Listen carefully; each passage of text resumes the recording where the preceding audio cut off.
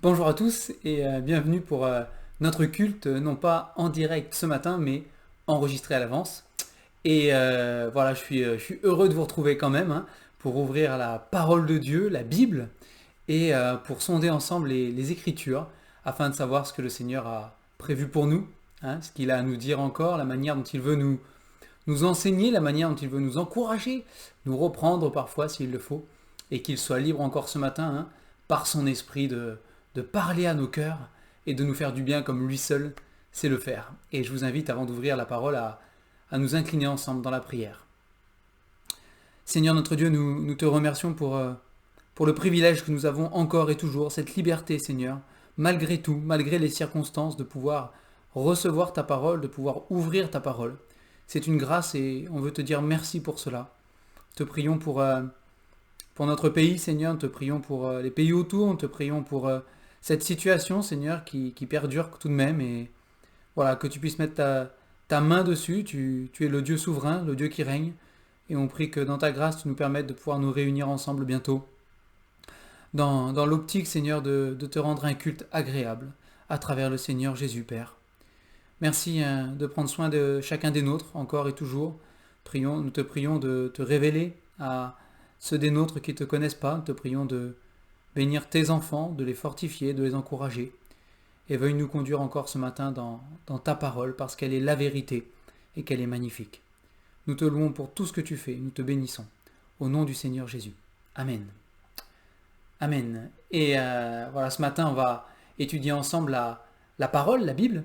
Et j'ai voulu faire différemment ce matin par rapport à ce qu'on fait d'habitude, c'est-à-dire que nous traversons chaque dimanche le prophète Zacharie actuellement. Et j'ai voulu faire une petite parenthèse, sortir de Zacharie juste ce dimanche, en tout cas, sauf si le Seigneur me conduit encore à sortir de Zacharie les dimanches prochains, mais pour ce dimanche, j'ai voulu sortir de Zacharie. Pourquoi? Parce que pour ceux qui suivent l'étude biblique du jeudi après-midi, vous savez que nous sommes dans le premier livre des rois et que nous traversons un petit peu la vie et le ministère d'Élie, qui est lié à à la vie tristement célèbre pour le péché qui est pratiqué comme il ne faut pas, et du roi Akab. Et donc dans notre étude biblique du jeudi, en suivant Élie, et son ministère et sa vie, eh bien, nous avons dû faire un saut, faire sauter un passage, le chapitre 20 de 1 roi. Nous l'avons sauté parce que Élie n'apparaît pas dans ce chapitre, même s'il s'agit de la vie du roi Akab. Et donc, j'ai fait le choix, le jeudi, de sauter. Donc on est passé du chapitre 19 au chapitre 21, et il y avait cette petite parenthèse. Et je me suis dit, bien voilà, je vais saisir l'occasion quand même, ce dimanche, pour ouvrir ensemble à 1 roi, chapitre 20. Ainsi, pour ceux qui ont l'habitude de Zacharie, ça fait une petite pause dans Zacharie. Pour ceux qui ont l'habitude de suivre l'étude du jeudi, eh bien, ça fera un petit complément. Voilà. Donc, et pour ceux qui suivent l'étude du jeudi, désolé d'avance s'il y a quelques redondances par rapport à cette étude. Forcément, je serai amené à rappeler certaines choses pour ceux qui n'ont pas suivi cette étude. Et voilà. Mais le Seigneur ne se lasse pas de nous répéter des choses qui sont pour nous salutaires, nous dit la parole de Dieu.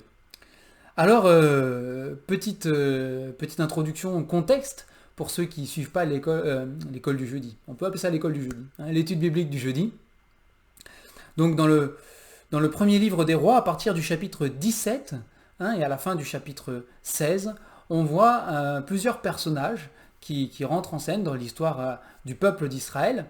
Et nous avons premièrement le roi d'Israël. Donc quand je dis Israël ici, comprenez bien qu'à cette époque, le royaume d'Israël est divisé en deux. Je vous le rappelle, il y a le royaume du nord, le royaume d'Israël, appelé aussi le royaume de Samarie, et puis le royaume du sud, le royaume de Juda. Et donc ici, Akab apparaît sur la scène comme roi d'Israël, c'est-à-dire du royaume du nord. Et donc cet Akab, on va juste relire ça ensemble, pour ceux qui n'étaient pas là le jeudi, et pour beaucoup plus de détails, je vous invite à suivre les études bibliques du jeudi. Elles sont en ligne, en vidéo, depuis le confinement du coup. Elles sont en ligne sur le site de l'église. Donc à la fin du chapitre 16 des rois, il est dit au verset 29, Akab, fils d'Omri, régna sur Israël la 38e année d'Asa, roi de Juda. Donc Asa, c'est à ce moment-là le roi du royaume du sud. Akab, fils d'Omri, verset 30, fit ce qui est mal aux yeux de l'Éternel, plus que tous ceux qui avaient été avant lui. Et comme si c'était pour lui peu de choses de se livrer au péché de Jéroboam, fils de Nébat, il prit pour femme Jézabel, fille d'Ed-Baal, roi des Sidoniens, et il alla servir Baal et se prosterner devant lui. Il éleva un autel à Baal, dans la maison de Baal, qu'il bâtit à Samarie, et il fit une idole d'Astarté. Akab fit encore plus que tous les rois d'Israël qui avaient été avant lui, pour irriter l'Éternel, le Dieu d'Israël. Et donc, voilà, le portrait d'Akab dès le début, c'est un homme qui pratique le péché, un homme qui n'aime pas l'Éternel, qui va irriter par ses actions, ses pensées, ses paroles, irriter l'Éternel et qui va mépriser la loi de Dieu. Et une des premières actions, il est dit, il va prendre une femme étrangère, Jézabel, pour reine d'Israël, pour sa femme, et Jézabel est la fille du roi de la région de Sidon, et donc c'est une païenne, et on le voit dans la suite, on l'a vu quand on a étudié la vie du prophète Élie, c'est une païenne qui est zélée pour ses idoles, et zélée contre le Dieu d'Israël, et pour pour anéantir le culte du vrai Dieu en Israël. Elle va tuer les prophètes, elle va faire renverser les autels de l'Éternel. Bref, elle va elle va faire tout ce qui est en son pouvoir, pour être en guerre contre l'Éternel et contre ceux qui aiment Dieu. Alors, Akab, on l'a vu ensemble dans Un roi, Akab est un homme qui, foncièrement, dans son cœur, ne veut pas marcher avec Dieu. Et en même temps, c'est un homme qui est un peu mou, un peu passif, un peu spectateur des choses. Et c'est un homme que Jézabel va pousser, elle qui est très active, très zélée dans le mal, elle va le pousser, l'exciter, il est dit dans la Bible, à faire le mal et à pécher contre l'Éternel. Donc voilà pour le petit contexte, et c'est dans ce contexte qu'Élie va exercer son ministère. Pour plus de détails, bande-annonce pour jeudi. Mais voilà, allez voir les études du jeudi. Et donc, pour nous, nous arrivons au chapitre 20, ensemble, ce matin, de Un roi. Et il s'est passé quelque chose, quelque temps en arrière, c'est ce fameux épisode de la vie d'Akab et de la vie d'Élie, qui se rejoignent ici. C'est l'épisode du prophète Élie et des prophètes de Baal. Tout le peuple a été convoqué sur la montagne pour que, ils sachent qui est le vrai Dieu et qu'il n'y en a qu'un seul, c'est l'Éternel. Et les prophètes de Baal, d'un côté, ont invoqué Baal toute la journée et Baal n'a pas répondu. Et Élie, sur le soir, sur la fin de journée, une seule fois a élevé la voix vers l'Éternel et l'Éternel a répondu devant tous de manière spectaculaire. Relisez ou allez voir les vidéos et vous verrez un petit peu ce qui s'est passé. Alors, suite à cet épisode, on pourrait se dire qu'Akab, quand même, qui était spectateur, Jézabel n'était pas là, mais Akab était spectateur, quand même, il n'a pas de doute concernant l'Éternel. Il n'a pas de doute concernant l'Éternel, mais malheureusement, voilà, comme on l'a dit, Akab est un homme qui, malgré toutes les interventions de Dieu dans sa vie, ne choisit jamais une réelle repentance devant l'Éternel. C'est ce qu'on a vu aussi jeudi dernier avec le chapitre 21. Mais bon, revenons à notre chapitre 20 et on va lire ensemble tout ce chapitre. J'espère qu'on aura le temps de le traiter entièrement ce matin, sinon ça fera l'objet peut-être d'un deuxième culte dimanche prochain.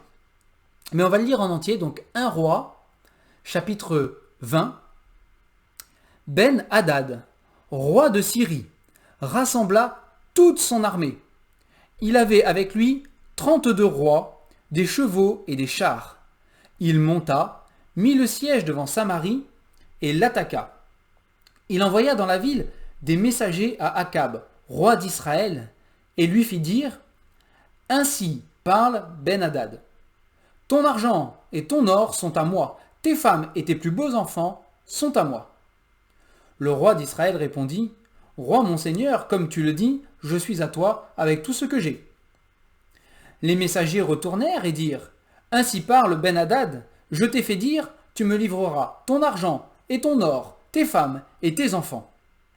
J'enverrai donc demain à cette heure mes serviteurs chez toi, ils fouilleront ta maison et les maisons de tes serviteurs, ils mettront la main sur tout ce que tu as de précieux et ils l'emporteront. » Le roi d'Israël appela tous les anciens du pays et il dit, « Sentez bien et comprenez que cet homme nous veut du mal, car il m'a envoyé demander mes femmes, mes enfants, mon argent et mon or, et je ne lui ai pas refusé. » Tous les anciens et tout le peuple dirent à Akab, « Ne l'écoute pas et ne consens pas. » Et il dit au messager de Ben-Hadad, « Dites à mon seigneur le roi, je ferai tout ce que tu as envoyé demander à ton serviteur, la première fois.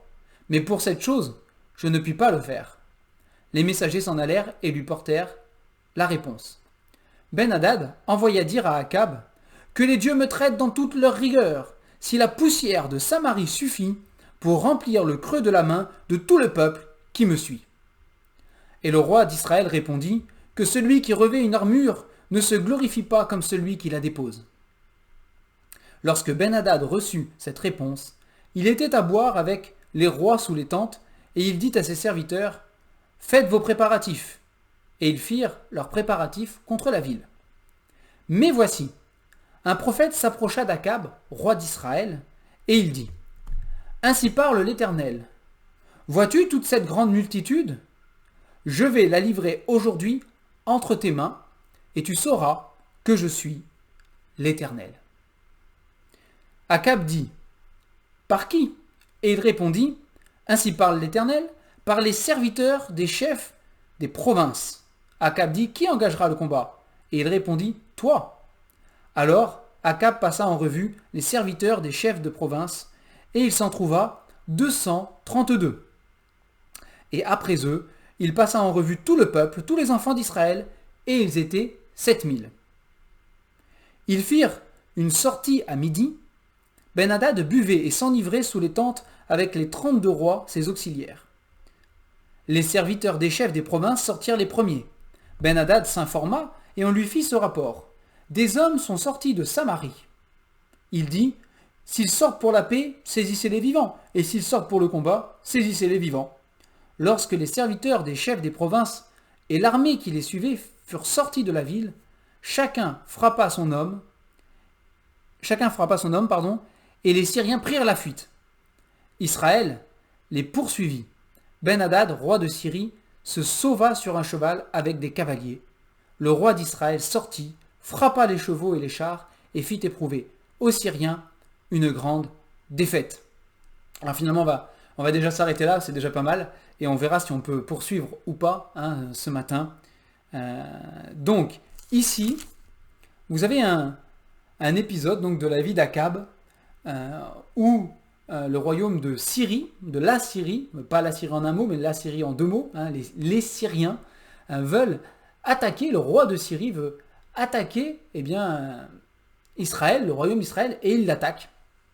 Alors, au début, au premier verset, vous avez donc un dénombrement, un résumé de ce qu'est l'armée de ce roi de Syrie, Ben-Hadad.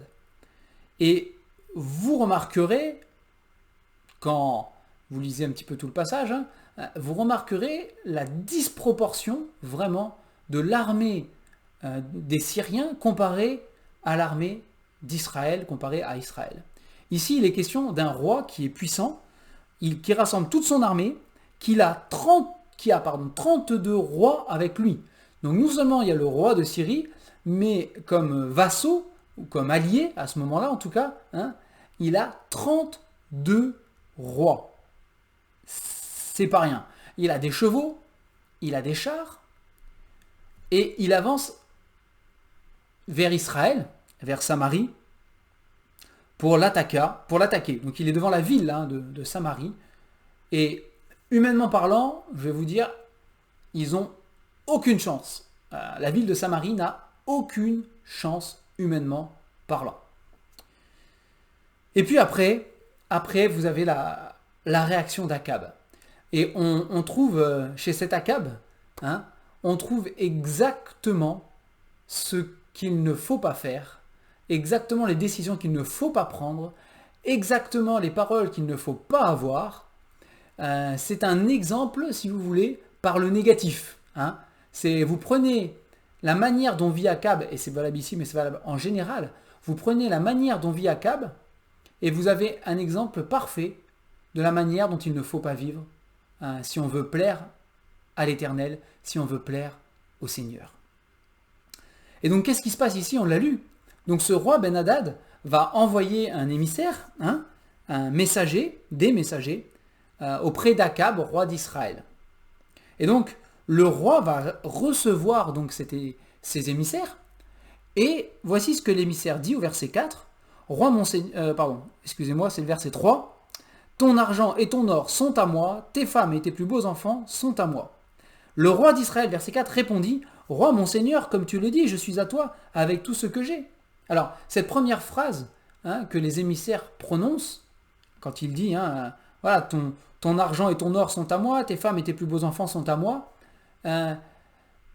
Akab le comprend de la manière, je pense, qu'a voulu le faire passer, en tout cas dans un premier temps Ben-Hadad, c'est l'idée de soumets-toi, deviens un vassal, hein, deviens un sujet de mon royaume, tu me donneras un tribut, etc. Mais tu dois t'assujettir, hein, tu dois être assujetti à mon royaume, tu dois être un de mes sujets, tu dois fléchir le genou devant moi pour reconnaître mon autorité et que je suis le souverain qui est au-dessus de toi.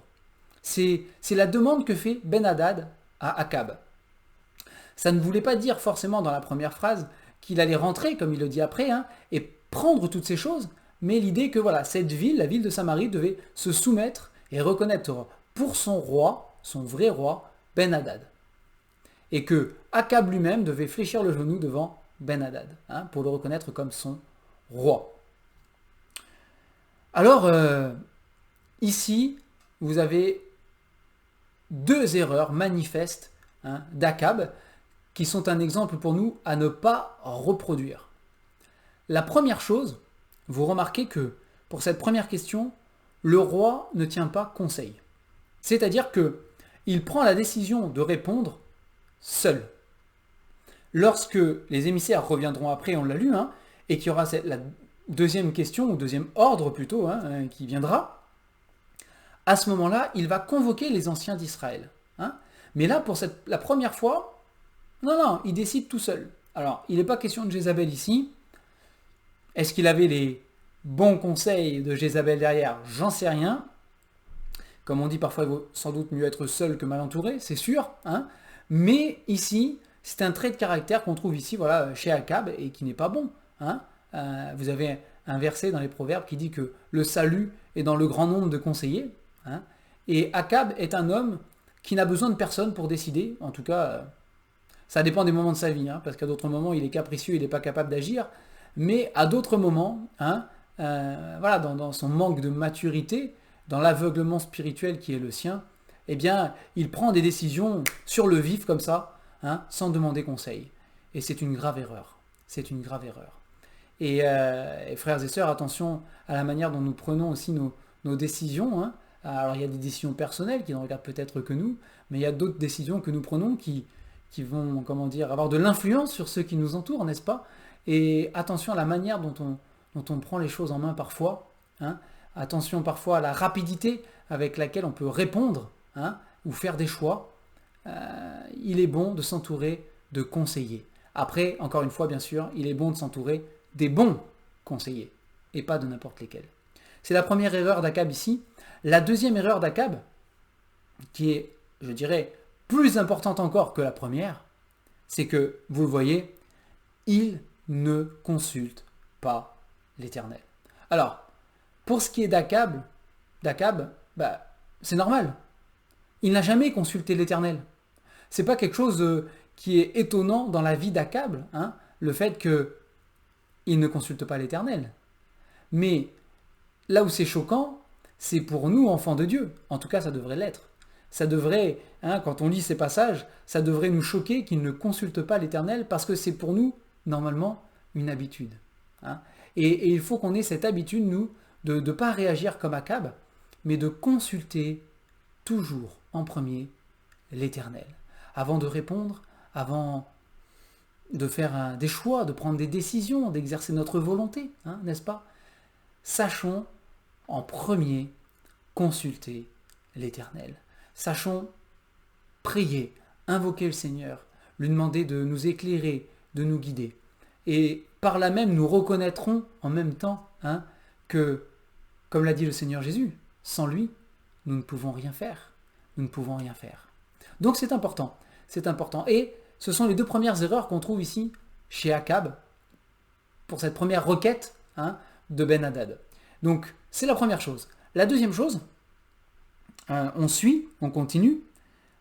Donc Ben-Hadad revient une deuxième fois en disant « Attends, alors je ne sais pas si Ben-Hadad a changé d'idée ou si ça faisait partie de son plan, hein, mais Ben-Hadad revient et il va plus loin que simplement ce qu'il avait dit la première fois. La première fois, on pouvait très bien le comprendre, et je pense que c'était vraiment ça, hein, normalement l'idée de ce genre de formule, hein, c'était de dire soit un de mes sujets reconnaît mon autorité. Mais la deuxième phrase, hein, le deuxième message des émissaires au verset 5, je t'ai fait dire, est-ce que c'est vraiment ce qu'il a fait dire ou est-ce que c'est ce qu'il rajoute maintenant? Je t'ai fait dire, tu me livreras ton argent, ton or et tes femmes et tes enfants et mes serviteurs du coup. Hein, verset 6, j'enverrai mes serviteurs à 7 heures, demain à 7 heures, donc dans 24 heures, hein, j'enverrai mes serviteurs chez toi, ils fouilleront ta maison et les maisons de tes serviteurs, ils mettront la main sur tout ce que tu as de précieux et ils l'emporteront. Là, c'est pas la même chose, on est bien d'accord. Hein. Il ne s'agit pas juste de dire ok, on va être inféodé, on va être vassal de tel roi. Là, il s'agit que ce roi rentre chez nous et prenne tout ce qui est plus précieux, que ce soit en termes de femmes, d'enfants, de biens précieux. C'est quelque chose, hein? Et là, le roi d'Israël, qui se rend compte qu'il a déjà accepté quelque chose, mais qu'en fait, ben non, c'est pas possible, quoi. Clairement, ce qu'il demande, c'est trop. Là, tout d'un coup, ah, tiens, je vais appeler les anciens. Et donc, il appelle les anciens et il leur dit, regardez bien, comme cet homme nous veut vraiment du mal, regardez ce qu'il a demandé, et moi, j'ai pas refusé. Tous les anciens et tout le peuple dirent à Akab, ne l'écoute pas et ne consent pas. Eh bien, écoute, t'aurais peut-être dû me poser la question, mon gars, parce que là, ce que t'es en train de faire, c'est du délire, c'est n'importe quoi. Alors, du coup, Akab va répondre au messager en disant, bah écoute, mon seigneur, hein, donc mon seigneur le roi, donc il se met encore comme en dessous, hein, il s'abaisse en dessous, il fait des courbettes, hein, il s'abaisse en dessous de Ben-Hadad, il reconnaît son autorité, il dit écoute, voilà, je ferai tout ce que tu as demandé la première fois, donc ok, on va se soumettre au roi de Syrie, on veut bien être intégré à son royaume et faire partie de ses sujets et puis être libre, puis être indépendant. Par contre, pour la deuxième chose, c'est pas possible, c'est pas possible. Bien sûr, Ben-Hadad, avec ses 32 rois, ses chevaux, ses chars, à boire dans sa tente, n'est-ce pas? Il ne peut pas se contenter d'une réponse pareille. À vue humaine, il fait ça, et Samarie est rasée. Vu toute l'armée qu'il a, et vu le petit peu de monde qu'il y a à Samarie par rapport à ça, la question ne se pose pas.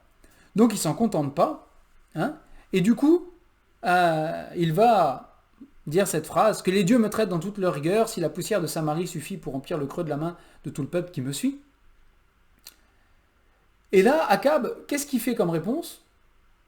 Que celui qui revêt une armure ne se glorifie pas comme celui qui la dépose.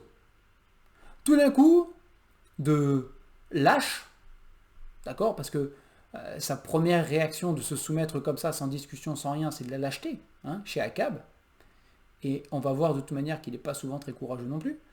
Mais il y a une partie voilà, vraiment de lâcheté.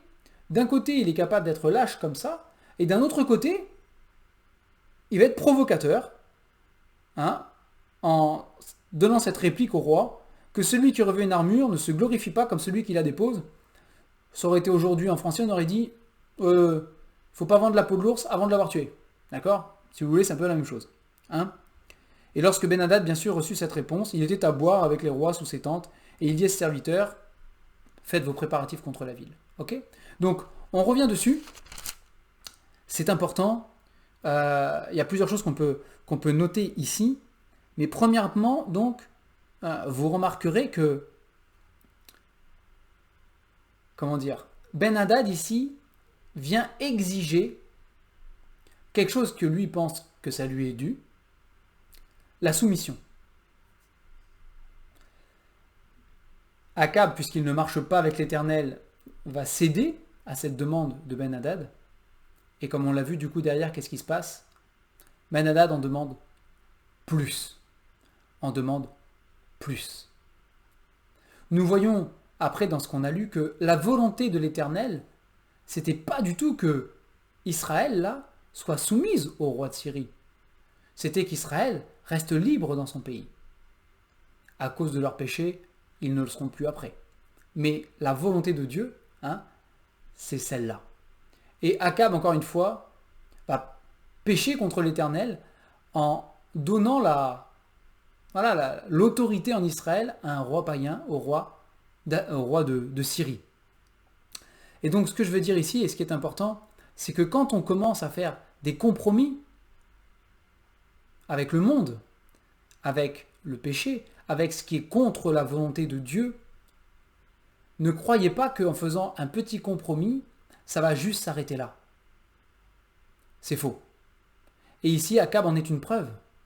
Il fait un petit compromis, ok, un petit compromis, comprenez bien, petit, c'était lourd de sens quand même, mais peut-être pour lui, c'était juste un petit compromis pour que la ville soit pas rasée, etc., et pour surtout épargner sa propre vie.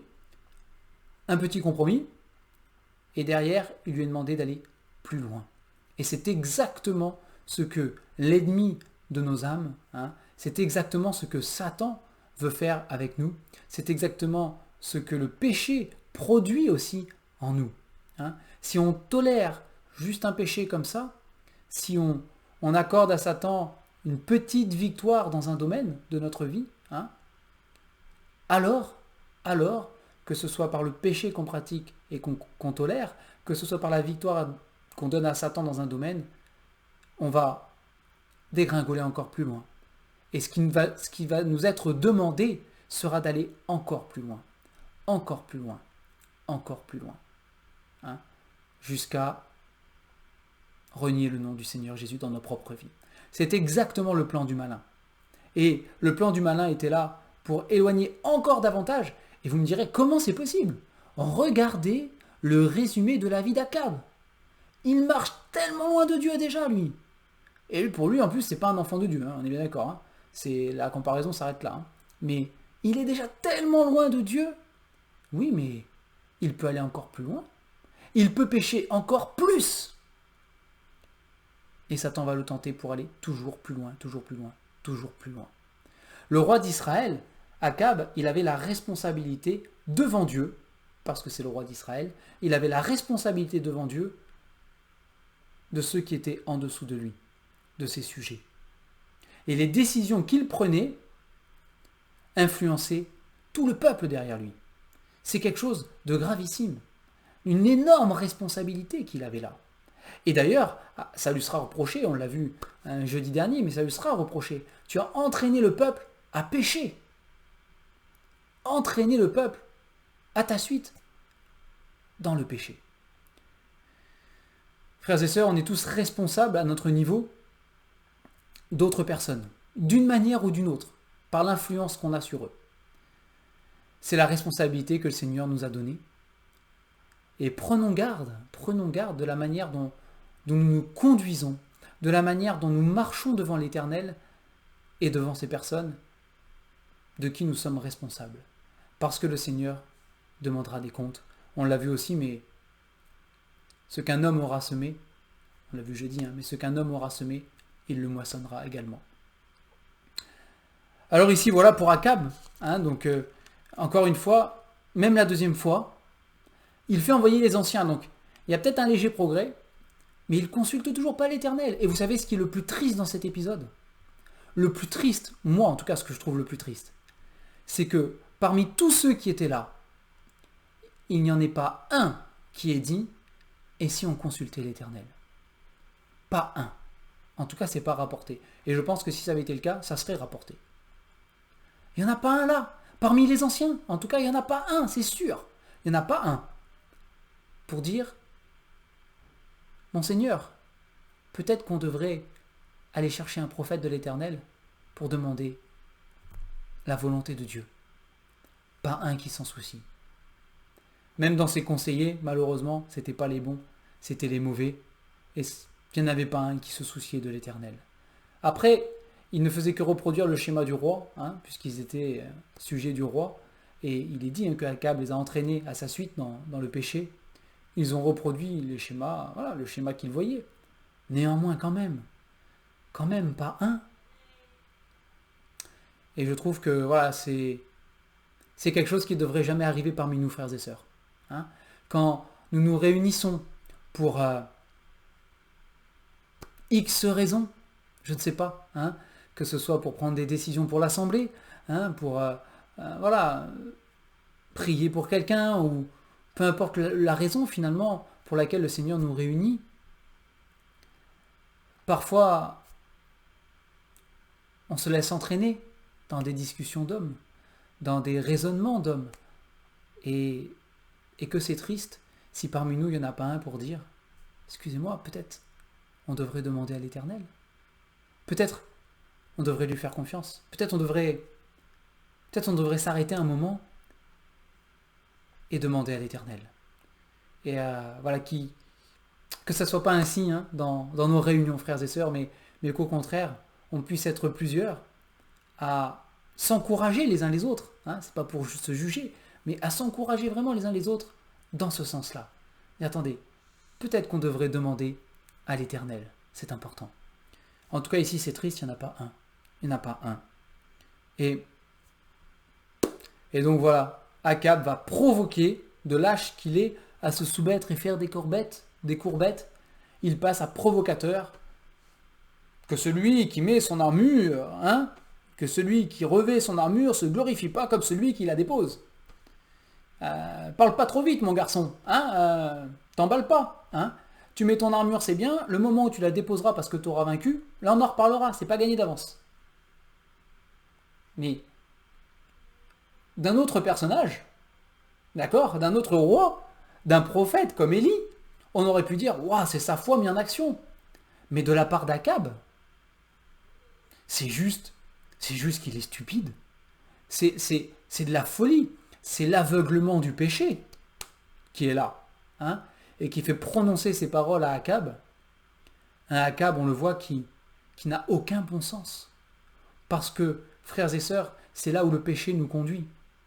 Le péché nous conduit à être stupides. Et vous trouvez dans les proverbes la sagesse qui s'adresse aux pécheurs en leur disant « Mais jusqu'à quand, stupide, aimerez-vous la stupidité ?» Prenons garde à nos propres vies. Restons vraiment dans la sainteté, dans la repentance quand il le faut, pour saisir la grâce et le pardon, afin de rester dans cette communion pure avec le Seigneur, cet esprit, voilà, que cet esprit de Dieu qui vit en nous puisse nous donner à chaque instant la clarté pour nos actions, nos pensées, nos décisions. C'est important. Alors, ce qui est plus que choquant aussi ici, comprenez bien quand je le dis, dans ce contexte-là, mais c'est la grâce de Dieu. Je ne sais pas vous, mais je me dis, si j'avais été Dieu, heureusement que je ne suis pas, mais si j'avais été Dieu, Akab, il se serait pris une défaite, je vous explique pas. Il aurait morflé. Comme on dit là, il aurait chargé. Il aurait pris une défaite. Mais alors, une sévère. C'est Akab n'est pas allé consulter l'Éternel. Il n'y en a pas un qui s'en est soucié. Et qu'est-ce qui se passe? Au verset 13, vous voyez combien Dieu est plein de grâce et de bonté. Au verset 13, puisqu'il n'est pas allé consulter l'Éternel, puisqu'il n'y en a pas un qui a eu l'idée, alors c'est l'Éternel qui est venu. Et voici, verset 13, mais voici, un prophète s'approcha d'Akab, roi d'Israël, et il dit, ainsi parle l'Éternel. Moi, cette scène, dans ce passage, je vous le dis, elle me semble surréaliste. Elle me semble presque injuste, quelque part, vous voyez. Mais non. Ça, c'est nos raisonnements humains, hein. C'est notre chair humaine qui voudrait parler ainsi, et qui voudrait dire, mais non, Seigneur, laisse-le se débrouiller, quoi. Il veut pas de toi. Il veut pas de toi, sa vie entière est une irritation devant toi. Par ses pensées, par son péché, par ses paroles, tout chez lui respire le péché. Mais laisse-le se prendre une de ces claques là. Ben non. Ce n'est pas ainsi que l'Éternel fonctionne, n'est-ce pas? Il est allé au-devant d'Akab. Malgré tout ce qu'était Akab, l'Éternel est allé au-devant de lui. Il a envoyé un prophète pour lui parler directement, pour lui prophétiser du bien. Waouh, ça c'est la grâce de Dieu. Et c'est la même grâce de Dieu. Puisque nous étions incapables, aucun d'entre nous n'était capable d'aller rencontrer le Seigneur. Parce que nous sommes des pécheurs, parce que nous sommes coupables, parce que nous méritons d'être condamnés. Aucun d'entre nous n'a eu l'idée, tiens, et si j'allais rencontrer Dieu? Non, parce que nous en étions incapables, incapables de nous sauver nous-mêmes. Qu'a fait le Seigneur Jésus? Eh bien, il est venu. Il est venu, n'est-ce pas? Il est venu nous chercher. Il est venu payer pour nos péchés. Puisque nous ne faisions pas cette démarche d'aller vers lui. Alors que nous étions encore ennemis de Dieu, nous dit la parole, hein, alors que nous étions encore ennemis de Dieu, Dieu prouve son amour envers nous. En envoyant Jésus-Christ mourir pour nos péchés. Et déjà là, voilà, cet Akab, Dieu est allé le chercher, encore une fois, là où il était. Malheureusement pour Akab, il n'a pas saisi la grâce. Il a saisi ce qui l'a arrangé, la victoire, contre Ben-Hadad, c'est sûr. Mais la grâce de Dieu, non. Mais pour nous, frères et sœurs, qui sommes déjà au Seigneur, qui avons accepté le Seigneur Jésus, pour nous, nous avons accepté cette grâce, n'est-ce pas? Il est venu nous chercher, il nous a aimés, il est venu nous visiter, il nous a rencontrés là où on était, il nous a révélé notre péché et combien sa grâce était là pour tout pardonner, grâce à ce que Jésus-Christ avait fait pour nous, sur cette croix qu'il a payé pour tous nos péchés. Et ça n'a pas de prix, n'est-ce pas? Ça n'a pas de prix. Et quand je vois ici cet épisode, bien, je vous le dis, ça me fait penser à moi. Moi qui étais dans mon péché. Et Dieu qui est venu me chercher. Il est venu me chercher là où j'étais. Gloire à Dieu pour ça. Gloire à Dieu. Mais voilà, quelle grâce de Dieu envers Akab, vraiment. Et vous avez les apôtres qui demandaient au Seigneur Jésus, jusqu'à combien de fois, Seigneur, je devrais pardonner mon frère? 7 fois, 77 fois. Pour le même péché, sans doute. Qu'on soit aussi nous des enfants de miséricorde, des enfants de grâce, des enfants de pardon, de compassion. Qu'on le soit les uns pour les autres et envers ceux qui nous entourent. Tirons leçon de ce que le Seigneur Jésus a fait pour nous et de ce qu'on voit ici. Et donc le prophète de Dieu s'approche d'Akab et lui dit, voilà, tu auras la victoire, Akab, et tu sauras que je suis l'Éternel. Akab, t'as déjà oublié Élie et les prophètes de Baal? Petite piqûre de rappel. Et là, vous avez, encore une fois, quand Dieu prend les choses en main, des choses extraordinaires qui se passent. Vous avez 232 hommes. C'est ridicule. C'est vraiment ridicule. 232 hommes qui vont vaincre une armée entière. Une armée entière. C'est incroyable. Incroyable. Il y avait des milliers et des milliers de soldats ici. Des milliers et des milliers. 32 rois avec chacun son armée, plus le roi de Syrie. Des milliers. Et tellement c'est ridicule que le roi de Syrie, Ben-Hadad, quand il apprend qu'il y a 232 gars qui sont sortis de Samarie, il dit, au verset 18,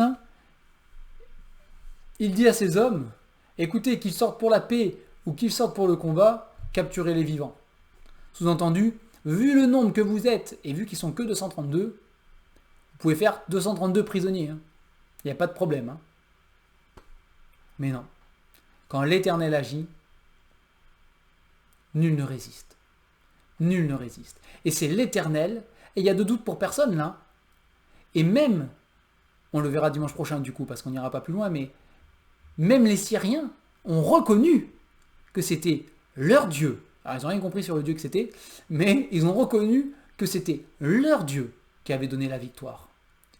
Le peuple d'Israël a été obligé de reconnaître. C'est Dieu qui a donné la victoire.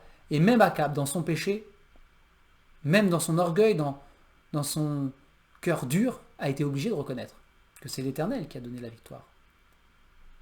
Même l'ennemi de Dieu, même les plus endurcis, un jour ou l'autre, reconnaîtront que c'est l'Éternel qui a la victoire. Et vous avez cette prophétie qui dit qu'un jour, tout genou fléchira devant lui. Tout genou fléchira devant lui, et toute langue confessera que Jésus-Christ est Seigneur à la gloire de Dieu le Père. Un jour ou l'autre, tous les hommes le feront. Tous les hommes le feront. Et donc ici, Ben-Hadad s'enfuit. Il s'enfuit. Et une fois qu'il prend la fuite, remarquez le courageux Akab, une fois qu'il prend la fuite, alors le roi d'Israël sortit pour frapper les chevaux et les chars, et fit éprouver aux Syriens une grande défaite. Pas lui, l'Éternel. Mais Akab n'est pas en état, parce qu'encore une fois, le péché l'aveugle complètement. Akab n'est pas en état de reconnaître que c'est vraiment l'Éternel qui l'a fait. Il le sait au fond de lui, il n'y a pas de doute. Mais il ne le reconnaîtra pas publiquement. Il ne rendra pas gloire à l'Éternel. Que nous, au contraire, frères et sœurs, au contraire, parce que c'est tous les mots qu'on peut dire quand on regarde Akab, que nous, au contraire, on soit capable, dans les victoires que Dieu nous donne, de reconnaître sa main, de reconnaître que c'est lui, et qu'on soit capable de le proclamer, de le partager, de le publier, de témoigner, qu'on soit capable publiquement de rendre gloire à Dieu. Et c'est ce que le Seigneur attend de nous, et c'est ce qui le réjouit, je pense. C'est sûr même, c'est ce qui le réjouit. De voir ses enfants reconnaître sa main, publier, proclamer, être des témoins vivants, qu'il agit et qu'il intervient dans nos vies. On va prier pour conclure.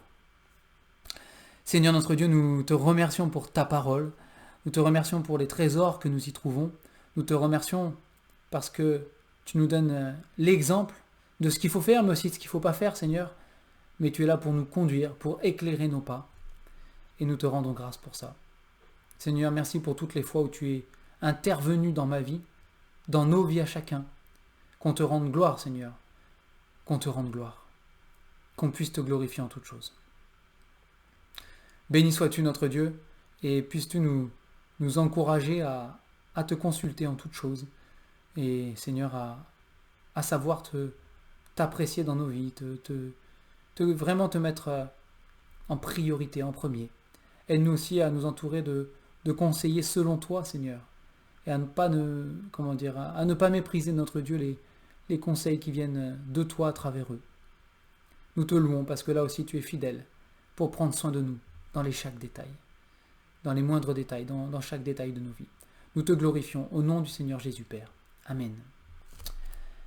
Voilà, ce culte est terminé et vous pourrez retrouver donc sur le site de notre église toutes nos publications. Voilà, vous avez le lien qui doit s'afficher en dessous de moi.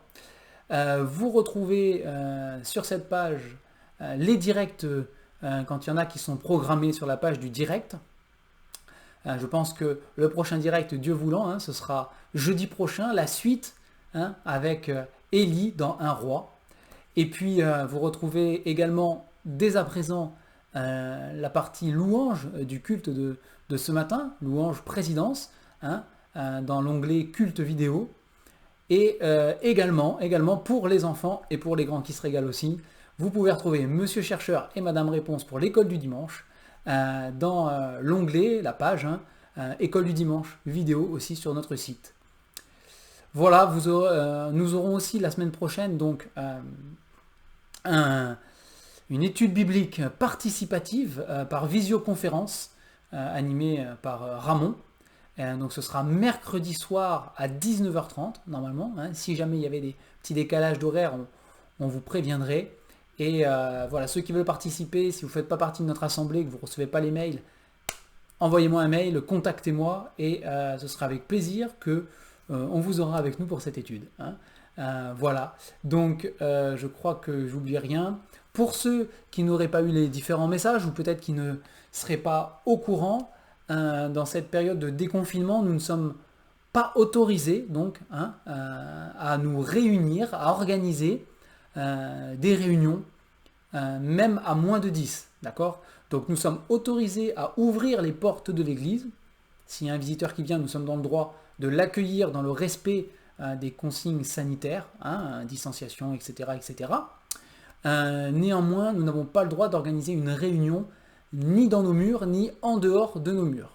Ok, voilà, nous avons par contre, à titre privé, tout simplement, l'autorisation, comme ça a été dit, de nous retrouver les uns les autres, de pouvoir se visiter, etc., à condition d'être moins de 10 et encore une fois de respecter les consignes de sécurité sanitaire. Voilà, donc ceci est arrêté jusqu'au 2 juin, et le 2 juin, il y aura une réévaluation de la situation générale en France et on espère de nouvelles consignes avec sans doute, voilà, en tout cas on le souhaite et on prie le Seigneur qu'on puisse y arriver rapidement, à une liberté de pouvoir enfin organiser des réunions physiquement et se retrouver. Voilà, que le Seigneur vous bénisse, qu'il vous garde et puis je vous dis à bientôt.